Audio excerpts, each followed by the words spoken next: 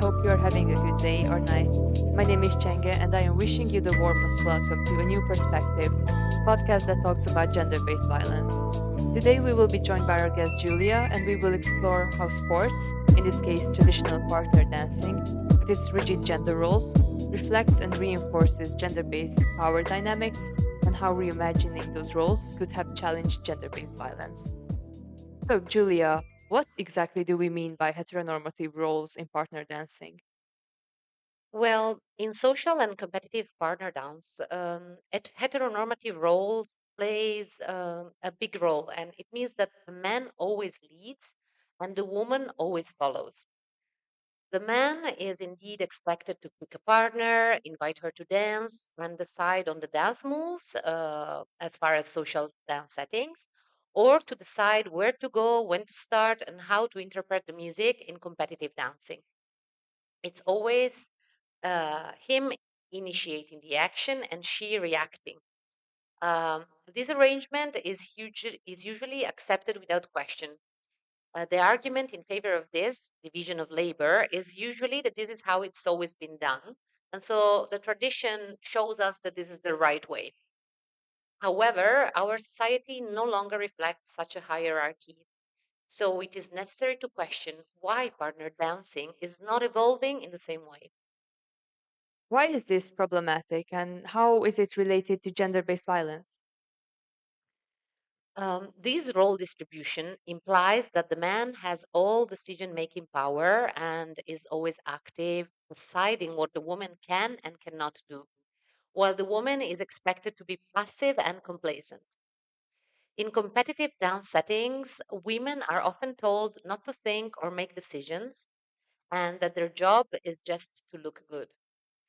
This mindset is often instilled in dancers from a very young age, and it can influence the way that people act in their everyday lives. So, for example, recently I was teaching a couple. I'm going to use mock names for them, say Mark and Rose. They are two kids about 10 years old. And I was very careful in the ways I use the wording while I teach them and how I try to transmit the fact that he's leading, because as long as I teach them for competition, I still have to use this role separation. And I took them to take a class with another teacher from a different city, an important teacher. And he asked them at the beginning of the class, pick a portion of the routine that you want to work on. And Mark told Rose, Rose, you pick the part of the routine. And the teacher intervened and said, no, Rose cannot pick. You're the man. You have to decide. And I was sitting there and I was quite shocked because then I made a mistake again because maybe I should have intervened and said, like, look, this is not how I have instructed them to be. So, but I didn't have the courage, to sort of speak up to him. He's more influential than me in the teaching scene. But I should have because, like, us being quiet doesn't help the system, right? So yeah. So to come back to competitive dance, another problem is that figures often evoke masculine dominance and control. He stands with his legs wide apart and his arms open, gazing at the audience to simulate control and power. And the woman moves around, spinning, bending, bowing, and twisting her body to evoke fragility and submission. So the image that we portray is actually an image of violence in which he is literally physically controlling her. um, this is for competitive, but in social dance setting it doesn't get better because the leader decides on all the figures, making it impossible for the follower to take charge of their efforts or boundaries. Followers are expected to be available and ready to interact with and respond to the leader's demands. For instance, men often exhaust followers by spinning them around excessively with no opportunity to stop or say no. Like sometimes these songs are 4 or 5 minutes long, and the leader is there barely moving but the follower has to do a lot. So, and men love to spin women around. And then there is also a problem of consent because women at the dance schools are told to say yes to any invitation because there are often more women than men. So any opportunity that comes their way, they should take it. they're not instructed to say no if they don't want to dance with this specific person, and yeah, so there is a problem with consent as well. And I would like to ask you more about consent, which is, of course, very important. What about bodily autonomy? Is that something that is taught to both male and female dancers in a similar way? I would argue that as a dancer, but also as an athlete in general, body is not really your own anymore. It becomes a property of the coach, the trainer, even the country sometimes that takes pride in the success of a single athlete. This is hugely problematic. As a female dancer, particularly, you're often put in very uncomfortable positions. For example, say that you have to decide which dress to make next because all the dresses are custom made and they cost a fortune. Um, so you were often standing there in your underwear while there are two, three people there, maybe your coach, your tailor, your parents, your dance partner. Everybody's having their say on what you should wear to make you look slimmer, shorter, make your dance partner look bigger, even. Like, your dress should make your dance partner look bigger, which is absurd. And this is really uncomfortable. Like I remember this being done to me several times, and I dread this memory. Like I don't want to go back there, you know. So this is very problematic, and the clothing in competitive dancing also reflects this because in the regulations, the women are obliged to cover their underwear area, so like their panties and their bra, only the front of the bra. Instead, for the male dancer, they have to be covered from the bottom of their legs, from the ankle to their waist, and then from the shoulders to the wrists. They can only have a bit of a chest showing. So this is in the regulation. So uh, um, this means that to get attention, women are forced to be as naked as possible because then the judges will look at them more and then it will be marked better. So it's sort of matter of selling, like sex sales, so sexiness sells, women's body sells. So yeah, this is extremely problematic and it causes also many eating disorders. For instance, this is a crazy story. I mean, all dancers suffer from eating disorders, I think, or I don't know. Some might not, but I haven't heard of one yet. Um, there is this story of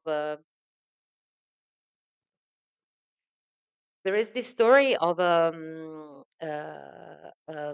someone that I've interviewed that went to a workshop, like a stage, it's a place in which you stay for a week and maybe you train 8 to 9 hours a day and everybody eats together, right? And so they're queuing for lunch. In front of him, there is this world class couple. And the girl gets the soup and she puts in her plate two ravioli. And the dance partner, the male dance partner, tells her, you should only put one ravioli. Well, she's dancing 8 hours in this day, and this is a world class couple. So you would think they are past this at least, like they are trained by the best trainers. But no, this is everywhere all the time. So yeah, there's no bodily autonomy at all. And also, another issue with this is touching because we don't teach consent for touching by dance teachers, by dance partners, by tailors. So it's just taken for granted that if you dance together, you'll be okay to be touched. And even the teachers, like sometimes old male teachers, uh, they show mm, to show you how it's done. They dance with you, but then you're just expected to accept that they touch you wherever you want. So yeah, it seems when I talk about it, it seems absurd, but this is literally how it is, sadly. And in what ways can partner dancing contribute to changing attitudes and preventing the perpetuation of gender based violence? Dance is a medium and an art form that reflects and inspires social settings. So by advocating for change on the dance floor, we hope that we can influence spaces beyond it, making inclusion and gender equality the norm. One way this can be achieved is through role switching, for example. It is also known as role rotation or liquid leading. There's many initiatives like this nowadays in different dance environments. And it involves dancers learning both roles and switching one or more times during a dance. This would not only allow for new steps and new figures to emerge, so we don't copy the same things over and over again, but it also would reflect a society in which everyone is equal and there are no gender hierarchies. And learning to lead could boost women's confidence. A key obstacle to closing the gender gap is that women don't feel entitled to take on leadership roles. So, normalizing the image of a woman leading a man would make it more acceptable and appealing.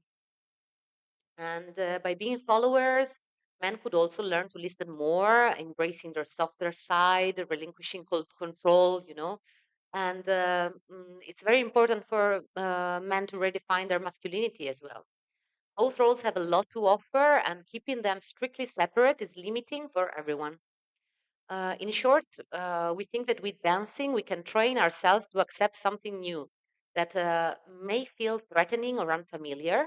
And we need to question, why would that make us feel uncomfortable? Why is that uncomfortable that a woman leads a man if we say that we are in an equal society, right?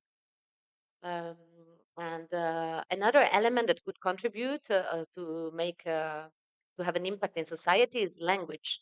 Like, it's so important to use language in the correct way, and it's used unbelievably bad in math schools. So we say things like the man commands, and as a girl you need to be sexier, and stuff like this all the time. And in competitive settings, I have conducted interviews and I've heard things such as that women were told that they need to act like prostitutes. And most recently, a friend of mine witnessed in a social dancing setting a group chat in which intermediate male students were invited to join the beginner course to take advantage of all the young female genitals, so called, that would be around.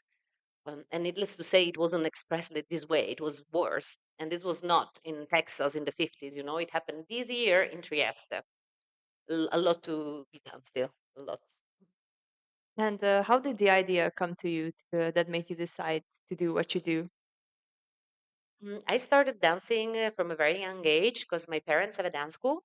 So I started when I was 3, did my first competition when I was 6, and I competed until I was 21, getting to a very high level. Um, and something started feeling wrong about when I was 12, 13. But I didn't know what it was. In general, we tell ourselves that we are not made for it. Like, I was feeling all these girls are so comfortable being sexy. I was not. And I thought that something is wrong with me. And I started noticing that the system was wrong only when I stepped away from it. So I moved to London. I studied choreography. I did a master in choreography. And then arts administration. I started studying female leadership and so on. And I realized how problematic what I was doing was. But I didn't know until then. Like, even though I felt uncomfortable, I didn't realize that it was so problematic. And then I thought, can I make a space in which we dance together, keeping the rhythm and the style, but without all of this unnecessary abusive environment? So I started collecting stories, interviewing dancers that have stopped, dancers